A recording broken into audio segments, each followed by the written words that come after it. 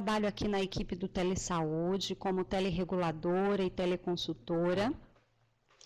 E para a gente é um grande prazer, né, nessa tarde, tê-los conosco, participando de mais essa web, né, que assim tem grande importância para a atenção primária à saúde. Eu gostaria de estar passando, antes de estarmos iniciando essa web, eu gostaria de estar dando alguns informes, né, para quem está conosco.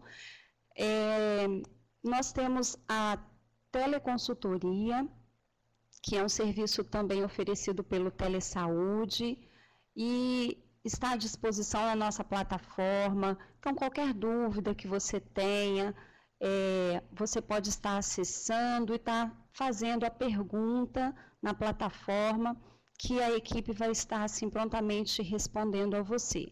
É um serviço disponível para todos os profissionais da atenção primária e é muito interessante vocês estarem participando conosco.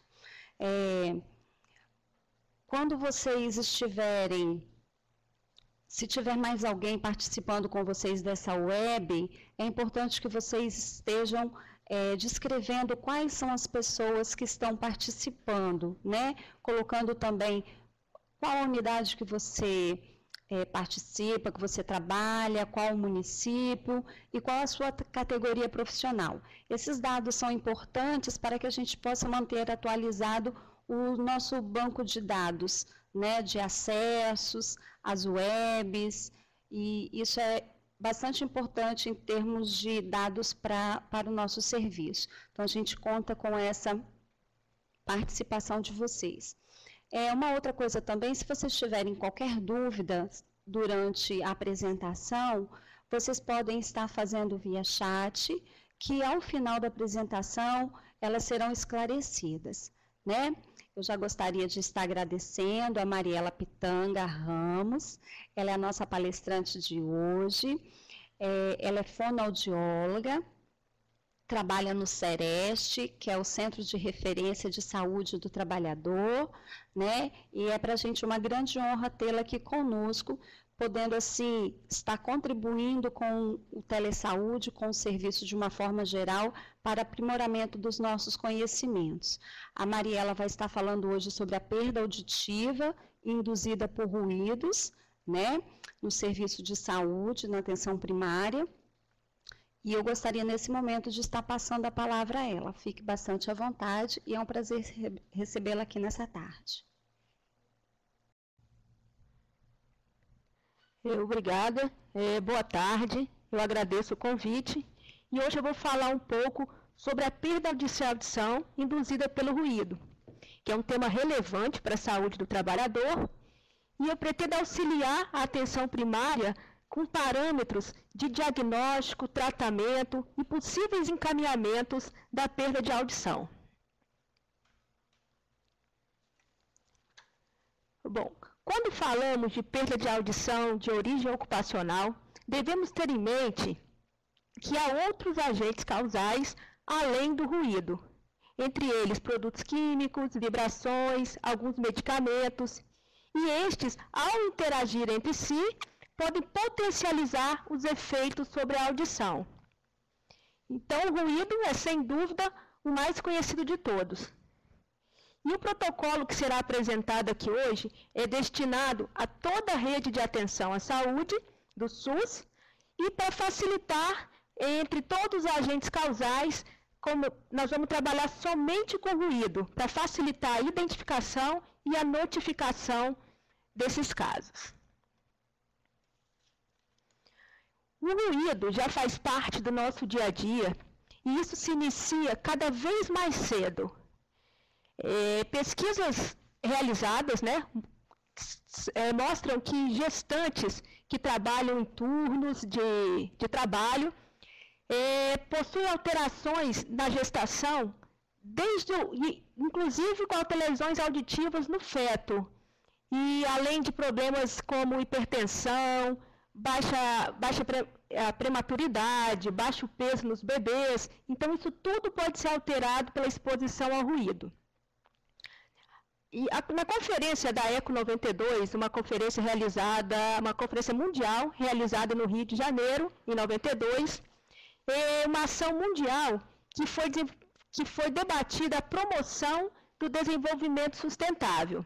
E lá foi debatidos conceitos e práticas referentes ao desenvolvimento econômico e social. E o ruído foi apontado, né, nessa conferência como a terceira maior causa de poluição ambiental, ficando atrás somente da poluição da água e do ar. O ruído pode ser visto como risco de agravo à saúde que atinge o maior número de trabalhadores. Bom, falar um pouco sobre som e ruído. O som, ele é uma onda resultante de vibração, ou seja, ela forma um ciclo periódico, né, seria um som harmônico, como nessa imagem acima, a gente pode ver que é formada um círculo, né, se a gente juntar essas ondas periódicas e ela vai formar o som. Já o ruído, ela tem uma ausência dessa periodicidade, que seria a repetição do ciclo da onda. Então, isso causa desconforto ao receber o som. Seria uma onda diferente da de cima, né? Ela é bem irregular e causa desconforto. E o ruído é usado para descrever sons indesejáveis ou desagradáveis, o que traz um aspecto de subjetividade à sua audição. Quando o ruído é intenso, a exposição a ele é continuada, em média 85 dB por 8 horas, ocorrem alterações estruturais na orelha interna, que determinam a ocorrência da perda de audição induzida pelo ruído. Essa é a definição do CID-10, né? Que seria uma definição chave sobre a patologia. E a PAIR é o agravo mais frequente à saúde dos trabalhadores, estando presente em diversos ramos de atividade, principalmente em siderurgias, metalúrgicas, indústria gráfica, têxteis, papel, papelão, vidraria, entre outros. Bom, a NR15 é uma norma regulamentadora do Ministério do Trabalho e Emprego e ela dispõe sobre as atividades e as operações insalubres. E ela apresenta um quadro que em relação aos limites de exposição a ruído, ou seja, quanto maior o ruído, menor o tempo de exposição. E eu coloquei um quadro do lado para a gente ter uma ideia do quanto esse ruído, em valores, né, o que esse nível de ruído em dBs ele representa. Ou seja, na nossa fala, geralmente o ruído o som da fala, né? Ele apresenta numa faixa de 40 dBs, mais ou menos. 40, 45 dBs é o som ambiente que a gente escuta. Uma biblioteca que tem mais silêncio está numa faixa de 30 dBs. Se a gente pensar num trânsito de rua, né? Um agente de trânsito que trabalha, ou até um ambulante que trabalha o dia inteiro nas avenidas, ele está exposto geralmente a 85 a 90 dBs. Ele é um trabalhador sujeito a ter uma perda de audição caso a exposição dele seja acima de 8 horas dia de trabalho. Se nós pensarmos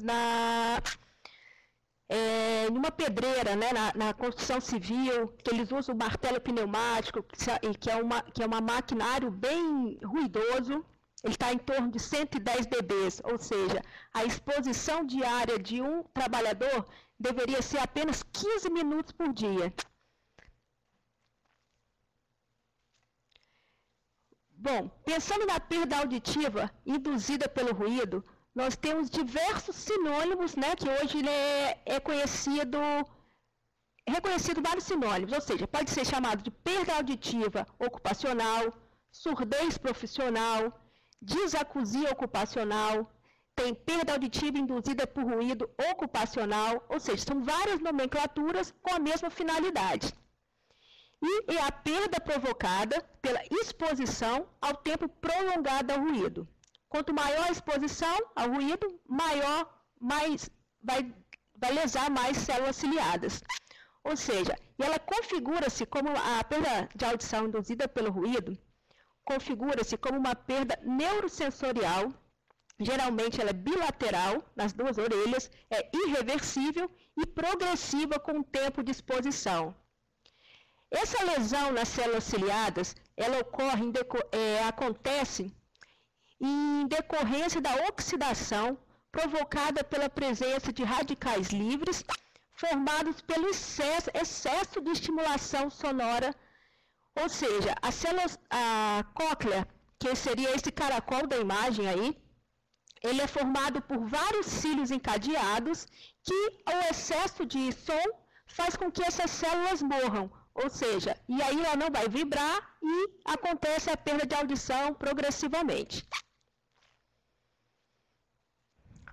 Bom, esse protocolo do Ministério da Saúde tem a função de articulação no âmbito do SUS de ações de prevenção, promoção, diagnóstico, tratamento, reabilitação, vigilância em saúde do trabalhador, trabalhador no sentido amplo, seja urbano ou rural, independente do vínculo empregatício, ou seja, pode ser seletista, pode ser estatutário, o tipo de inserção no mercado de trabalho.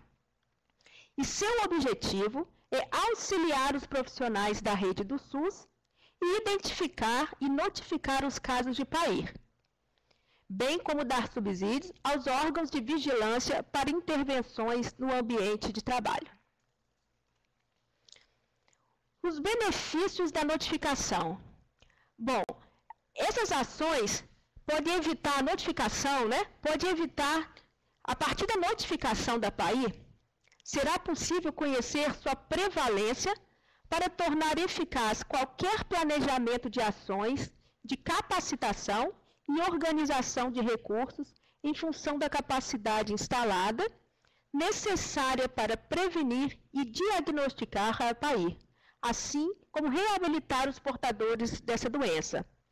E essas ações podem também evitar que os trabalhadores sejam excluídos do mercado de trabalho, o que pode gerar, o que gera consequências ao país, principalmente com essa questão financeira do momento atual. Bom, apesar da PAIR, da perda de audição induzida por ruído, ser um agravo mais frequente na saúde do trabalhador, ainda é pouco conhecido os dados de prevalência no Brasil. Ou seja, ocorre muita subnotificação.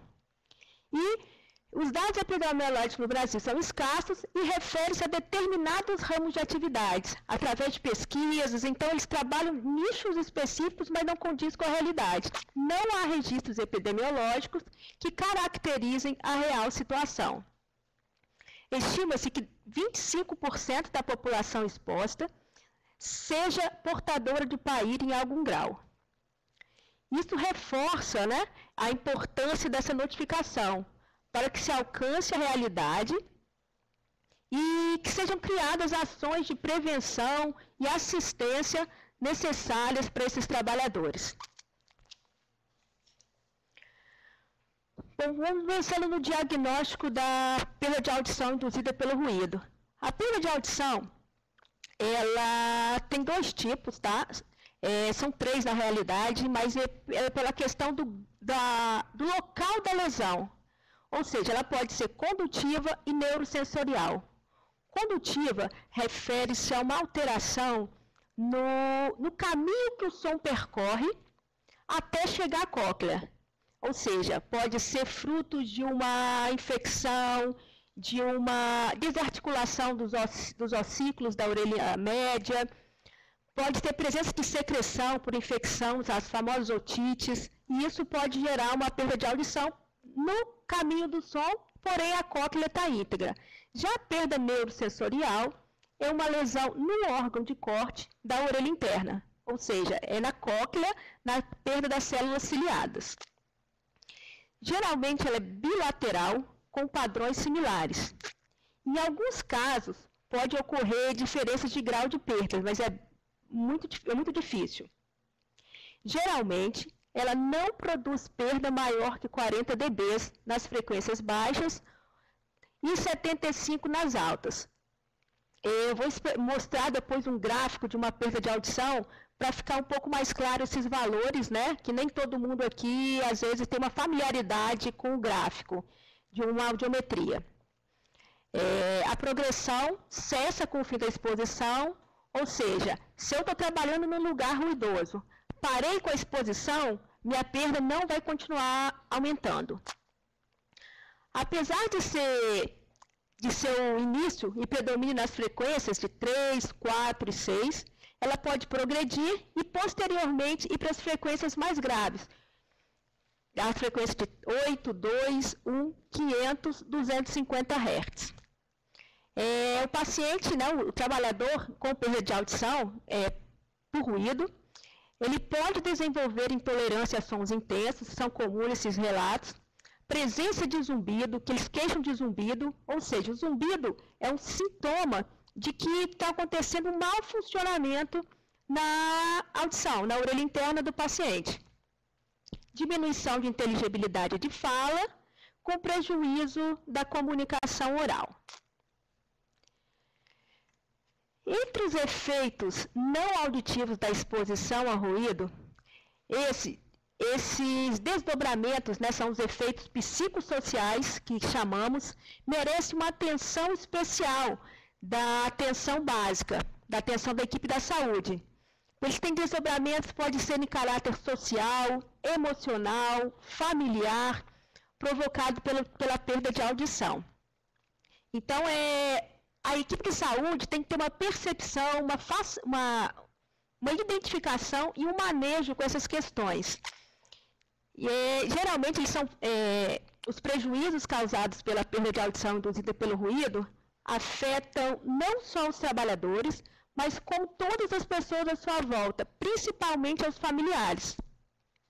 Entre os efeitos não auditivos, o ruído é um agente de risco potencial estressor.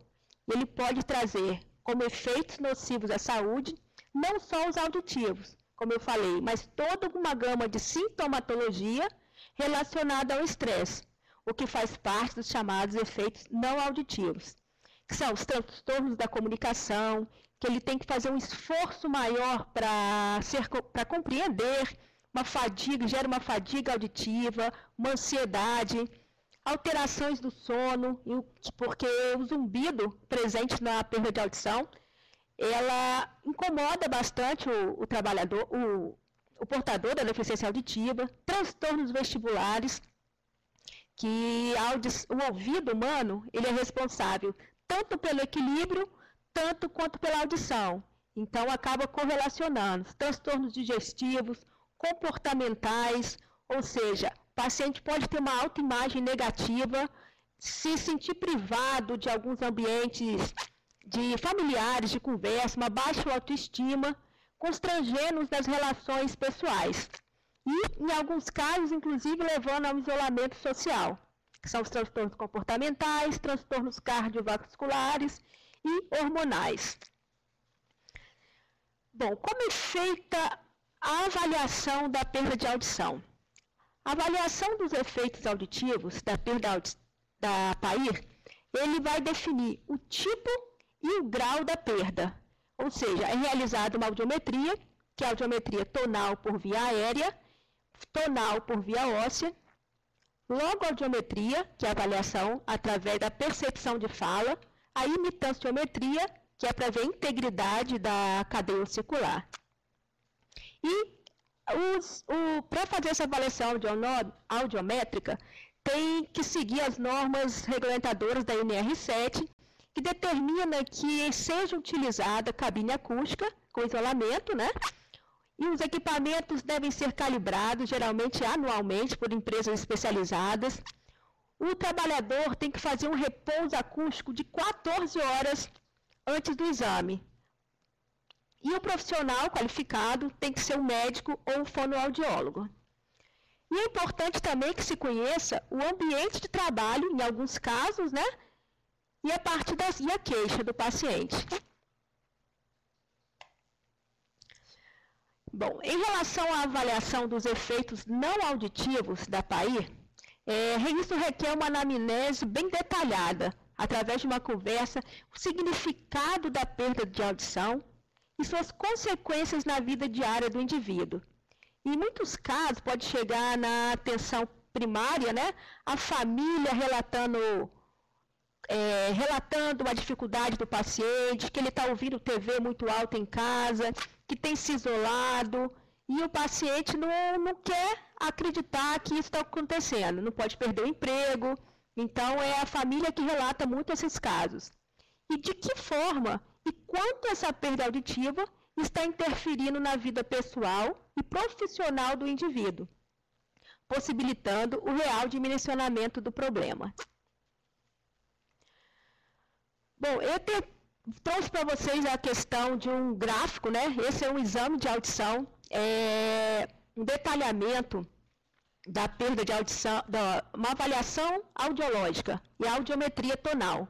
Ou seja, é considerado normal a audição até 25 dBs. Ou seja, se pensar no gráfico aí, 1, 2, 3, na quarta linha, até 25 dBs, a gente consegue considerar a normalidade. Ou seja, essa primeira foto está normal. Essa segunda, ele já tem uma queda em 3, na frequência de 3, bem sutil ainda, em 30 dBs. Isso geralmente ainda não afetou a inteligibilidade de fala, está em 100%. E ela começa caindo progressivamente. Se a gente comparar o anterior, já vai ver que deu uma diminuída. Ó, em 3, nesse caso 3 aqui, ela já está uma perda bem acentuada nas frequências agudas. A frequência de fala geralmente é 500, 1 e 2. Então, ela está conservada aqui ainda. Evolução 4, 5. Já tem uma queda mais em rampa, né?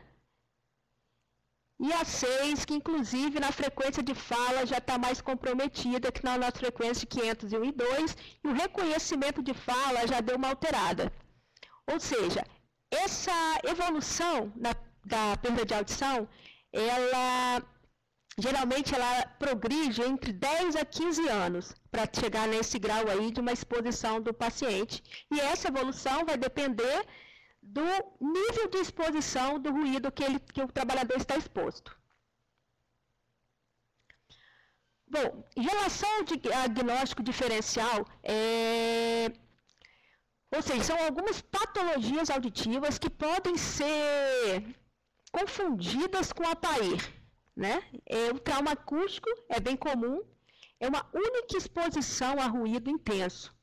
Ou seja, ela é bem fácil de ser relatada, por ser tão traumática, o trabalhador geralmente sabe o momento que aconteceu. Ela é fruto de uma explosão ou de uma máquina de grande impacto, armas de fogo. A partir daquele momento, geralmente surge com um zumbido e uma dificuldade depois do paciente. A mudança transitória de limiar, ou seja, elevação do limiar de audibilidade, que se recupera gradualmente após a exposição ao ruído.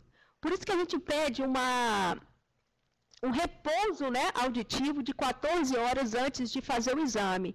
Ou seja, quando nós estamos expostos a ruído, é comum ter essa mudança transitória, ou seja, geralmente após 16 horas está 100% volta ao normal. Ou seria como se fosse uma fadiga mesmo das células ciliadas e o som volta ao normal. E um outro caso que é difícil às vezes correlacionar, às vezes a empresa faz os procedimentos, faz uso de EPI, isolamento da fonte sonora e o paciente continua progredindo a perda de audição dele. Então, ou seja, pode ser um ruído não relacionado ao trabalho. Ou seja, o trabalhador ele é exposto a hábitos exposição do ruído além das atividades de lazer. Pode ser no caso de ambientes sonoros, vai muito a festas, shows, então tem o hábito de ouvir o som intenso com volume mais elevado em casa, faz prática de tiro como esportes, ou esportes com motor, no caso de um ultraleve, paramotores, então fica exposto a bastante ruído, mas porém não é um ruído ocupacional em si. Como atividade paralela, ele trabalha, tem em casa, é muito comum ter uma oficina caseira, né? Então tem bastante ruído de uma outra forma, porém não está relacionado, vai levar uma perda de audição, porém não é uma perda decorrente do ruído ocupacional. Sobre o tratamento e reabilitação, não existe até o momento tratamento para perda de audição. Como foi falado anteriormente, ela é irreversível. E a notificação vai contribuir para que seja iniciado, né, o processo de vigilância em saúde nos ambientes de trabalho. O acompanhamento da progressão da perda auditiva por meio de avaliação periódicas, isso é exigido por norma, tá? Através do PPRA, do PCMSO. E a reabilitação pode ser feita por meios de ações terapêuticas individuais e em grupos. No caso, hoje, no Estado, nós temos o Polo de Audiologia, que funciona no CREFES, tá? Que você faz todas as avaliações audiológicas e, caso tenha detectada a perda de audição, vai ser indicado o uso de aparelho auditivo, né? E lá faz todo o teste com alguns aparelhos para ver o que melhor se adapta ao paciente, o real ganho que ele vai ter, e aí sim começa um tratamento fonoaudiológico de terapia para que ele volte, né? Ele recupere essa debilidade. E no CREFES, hoje é o Centro de Referência em Reabilitação, Polo de Audiologia. Já o Sereste, hoje temos no estado quatro Serestes, né? Eu trabalho no estadual, nós temos uma cabine audiológica, toda avaliação audiológica é feita lá, nós temos um médico que consegue fechar o nexo causal. Se for o caso, além da perda de audição, nós vamos ao ambiente de trabalho para fazer a parte de inspeção in loco e aí a gente consegue fechar o nexo para saber se realmente o paciente, a perda de audição dele está relacionada com o ruído de trabalho. Tá? Então, assim, a gente está à disposição, Sereste, para esse tipo de orientação e avaliação caso tenha algum paciente com indicativo de PAIR. E tem, né, indicação e, no caso da reabilitação, vai ser o CREFES. As unidades de saúde do Estado, os municípios, quer dizer, hoje o município de Vitória contam na rede com 13 fonoaudiólogos, Cariacica tem 9, Vila Velha tem o CRE municipal, que também tem um profissional da fonoaudiologia, ou seja, nos municípios, a partir do encaminhamento do fonoaudiólogo, pode mandar direto para o Sereste, lá é uma unidade de portas abertas para esse tipo de atendimento, e facilita, né, está os possíveis encaminhamentos na condução do que fazer caso o paciente tenha essa perda de audição detectada. Em relação à prevenção, dentre todas as causas de perda de audição, hoje, de lesão auditiva, a PAIR é a que tem maior possibilidade de prevenção. Ou seja, o ruído é um risco presente nos ambientes de trabalho e as ações nas empresas, no ambiente de trabalho, devem priorizá-las. Ou seja, tem as fiscalizações do Ministério do Trabalho e Emprego, a vigilância em saúde municipal e estadual em saúde do trabalhador, que faz a fiscalização para ver se estão sendo cumpridas as legislações. São obrigatórios nas empresas, independente da quantidade de funcionários. Se a empresa tem um funcionário, tem que fazer o PPRA, que é o Programa dos Riscos Ambientais. E a partir daí, vai conduzir para o Programa de Controle Médico em Saúde Ocupacional, que são os exames que o trabalhador tem que fazer referente às perdas em relação aos riscos encontrados no ambiente de trabalho. As ações de controle da PAI estão relacionadas ao controle do ruído, tá? Ou seja, são feitas medidas de controle na exposição na fonte sonora, a trajetória, indivíduo, ou seja, de que forma a gente pode isolar o som para que ele chegue no paciente. Seria possível colocar uma máquina geradora de ruído do lado de fora, enclausurá-la E no caso, o uso de EPI é eficiente, né? Então, a gente tem que ver se o uso diário do EPI ele é eficaz, sendo fundamental a manutenção de um trabalho de conscientização e educação sobre o uso. Não adianta simplesmente entregar ao trabalhador um EPI, sendo que ele não sabe da importância daquilo e o mal que isso pode fazer. E, em alguns casos, é necessário também medidas organizacionais, ou seja, a rotina da empresa, como redução da jornada de trabalho, estabelecimento de pausas, mudanças de função e a informação, ou seja, a partir da informação, o trabalhador vai ter consciência dos riscos que ele está exposto. Sobre a notificação, ou seja, todo caso de perda de audição induzida por ruído é passível de notificação compulsória no SUS. Tá? Infelizmente, ainda é muito pouco, essa notificação ainda é vaga, tá? Mas a gente está trabalhando com as unidades de saúde, nos hospitais, para ver se a gente consegue elevar o número de notificação para ter a real a compreensão da necessidade de ações voltadas para as patologias específicas. E no caso do trabalhador, ele for um trabalhador seletista, de carteira assinada, né? A PAI também deve ser comunicada à Previdência Social através por meio de CAT. Ou seja, a importância dessa notificação, né, desse trabalho de hoje é mostrar que a perda de audição deve ser comunicada, tem os polos referências no Estado, para que seja diagnosticado o fechado nexo causal, e aí sim o trabalhador ter seu respaldo. Bom, eu agradeço, eu tentei expor de uma forma um pouco ampla, tá?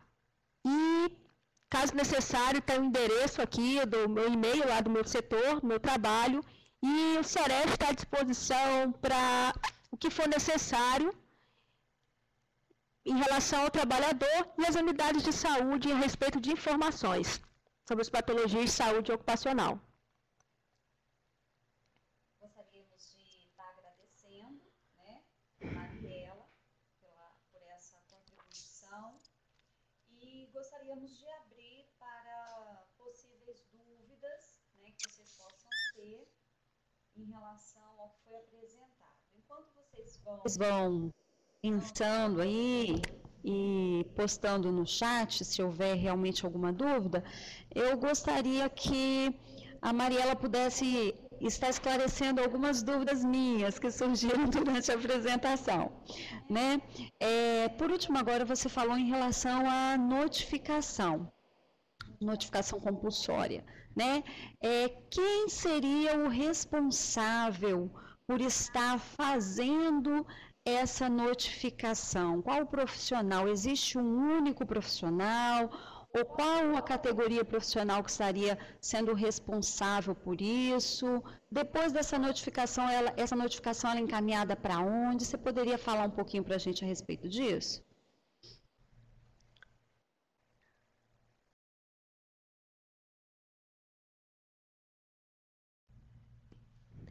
Bom, em relação à notificação, no caso de empresa, cabe à empresa abrir a CAT, tá? Que ela vai ser informada ao Ministério, à Previdência Social.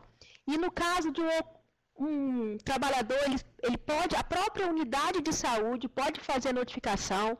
Caso ela não se sinta segura em relação ao nexo causal, pode ser encaminhada ao Sereste, que lá o médico do trabalho vai fazer a notificação e nós inserimos os dados no SINAM, que é o Sistema Nacional de Notificação.